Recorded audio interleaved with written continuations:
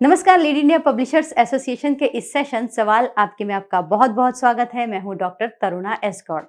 आज इस सेशन में मैं सवाल ले रही हूं रहस्य भोजक का। उन्होंने पत्रकारिता से एक जुड़ा सवाल पूछा है।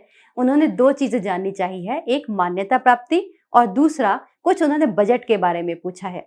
हालांकि वो बजट किस तरह का है वो इस पे क्लियर नहीं है। उन्होंने कहा है कि बहुत से बजट जो है मीडिया संस्थानों को प्राप्त होते हैं और राशि आपस में एक्रेडिटेड जर्नलिस्ट के बीच में बांट ली जाती है और जो नए जर्नलिस्ट होते हैं, युवा पत्रकार होते हैं, उन्हें कुछ नहीं मिल पाता, ना ही उनको सुविधाएं मिलती हैं।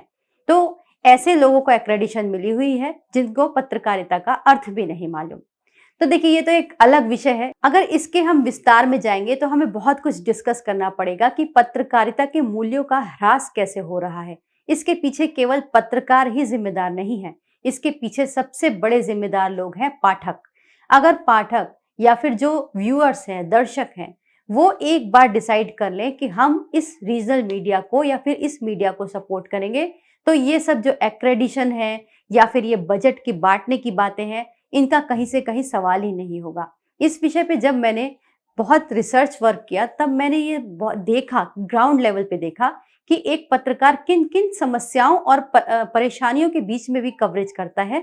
उसके बावजूद भी लोग उस पर जब आते हैं जब उन्हें मदद चाहिए होती है, लेकिन जब पत्रकार को मदद चाहिए होती है तो कोई नजर नहीं आता। तो ये एक अलग विषय है कि उनके साथ में सुविधाएं, राशि क्या कैसे बांटी जाती है और पत्रकारिता के जो अर्थ हैं वो भी नहीं जानते, वो भी एक अलग विषय है। फिलहाल ये है कि मान्यता प्राप्ति के लिए एक पूरा प्रोसेस होता है। एक सबसे पहली बात, एक अवधि होती है कि उस अवधि तक आपने काम किया हो जर्नलिज्म में और उसके अंदर आपके पास उसका सबूत होना चाहिए कि प्रिंट मीडिया में आपने काम किया है। तो कटिंग्स होनी चाहिए अखबारों की, अदरवाइज आपके पास क्लिपिंग्स होने चाहिए वीडियो फॉर्म में या डिजिटल फॉर्म में।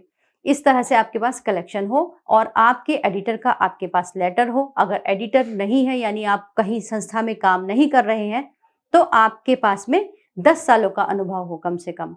तो और भी बहुत सारे क्राइटेरिया हैं जो आप पिछले वीडियो में देख सकते हैं।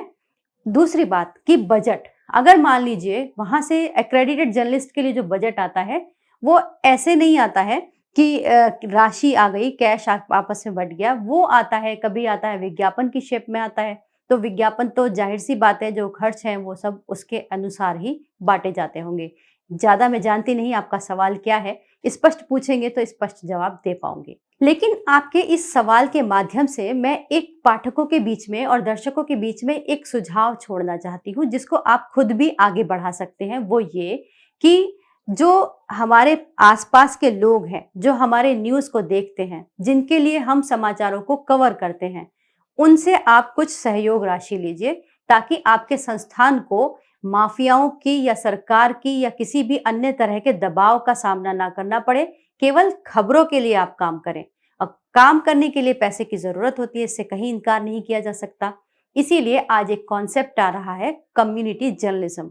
यानी बहुत सारे लोग मिलकर एक मीडिया संस्थान को, अखबार को या चैनल को सपोर्ट करते हैं, फाइनेंशियली सपोर्ट करते हैं और वो उनके हित की खबरों को चलाते हैं। तो ये कम्युनिटी जर्नलिज्म एक अच्छा कॉन्सेप्ट है। आने वाले समय में ये जरूर आगे होगा, प्रभावी होगा। आप भी इस कॉन्सेप्ट पे अगर बात करना चाहते हो तो आप मुझसे सीधे सवाल पूछ सकते हैं, कमेंट बॉक्स में भी लिखकर पूछ सकते हैं। अगर आपको ये वीडियो अच्छा लगे तो इसे लाइक कीजिए, शेयर कीजिए और सब्सक्राइब भी कीजिए। वीडियो देखने के लिए बहुत बहुत धन्यवाद।